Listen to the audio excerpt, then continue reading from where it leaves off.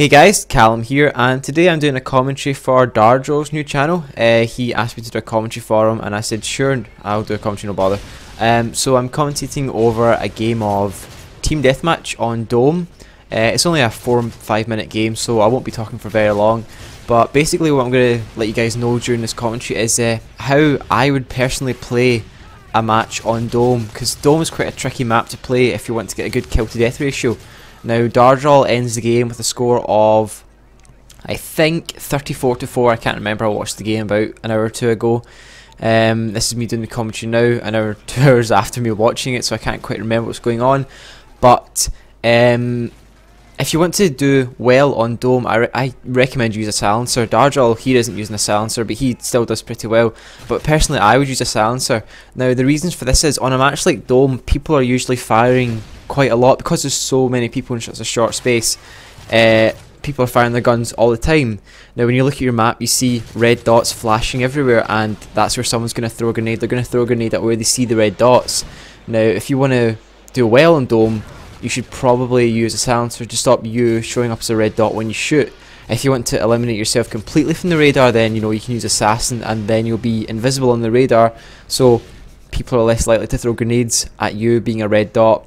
Also, if you want to survive, don't cluster with your teammates in this map, because then you're more likely again to be spammed by like predator missiles, like you saw Darrdrol do a minute ago with his predator.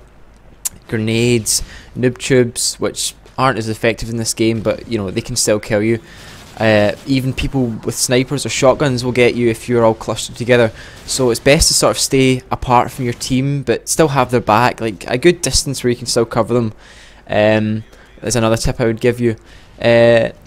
Also, if you want to survive for quite long on this map, I would recommend picking up someone else's gun for your secondary. If you have a silencer, if you have a pistol, sorry, I'd recommend picking up a shotgun if you can find one, or just a submachine gun. Also, I wouldn't use an assault rifle in this map, which again Darrdrol is using, but he's doing well with it, so everyone has a different preference. I would probably use an MP5 or a what's the P9200 or whatever it's called. I'd use one of them on this map with a silencer. Maybe I'd use the 2 attachment silencer and extended mags, scavenger, assassin and stalker. That's what I think I would use in this map, just off the top of my head. Making a class would be a good class for this map. You've got the stalker, so you can move quite quick. You don't need marksman because there's no long range shooting really, where you might not be able to see if that is someone, if marksman shows you their name. So there's no long range shooting, which marksman would help you. Stalker would help you because you can now outmaneuver your teammates while still aiming at them, which is a massive advantage you have over your enemies, because if they aren't using stalker, they might not be able to maneuver as quickly as you, because, well, while they're aiming, so they'll have to maybe not aim down sights, which then sacrifices their accuracy. So again, you probably win the gunfight. For your secondary on this map, I would either use a stinger or maybe the FMG9 or whatever it's called. I wouldn't use that particular one, I'd use the Scorpion because I like it better. But either a machine pistol or the stinger. Now the reason for the stinger is you don't have blind eye on the class I just told you that I would use. I don't have blind eye on, so stinger would help you take out, stinger takes out a chopper in 1 missile, and you've got 2. It takes out a Pavlo in 2, I think.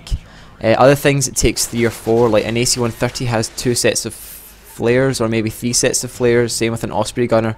So if you're playing with your friends, let's say one of your friends has a stinger on as well, he can shoot one, you shoot one, that's the flares gone, then you can take it, pardon me I just burped, then you can take it down. So stingers are always useful to have, and really you're not really sacrificing a lot. If you genuinely think for a second, how often do you use your pistol or your secondary machine gun? It's really not that often for me, so having a stinger as a secondary really does pay off, and it stops you getting a lot of stressful deaths from air support and everything. But this game is almost coming to an end. Darrdrol's going to get the final kill in a minute. He's been using the M4 Red Tiger, which is actually the nicest camouflage besides gold. Blue Tiger is quite bright, but I think Red Tiger, right from Call of Duty 4, has always been my favourite camouflage, which, it's the hardest one to get, apart from gold again, but it's also my favourite. So thanks very much for watching, guys. I've been Callum. My channel will be in the description, and my Twitter hopefully, and also don't forget to subscribe to Darrdrol's new channel. He's going to be bringing out lots of new commentaries, videos, gameplays, montages, everything. So yeah, don't forget to subscribe, and thanks for watching. Goodbye.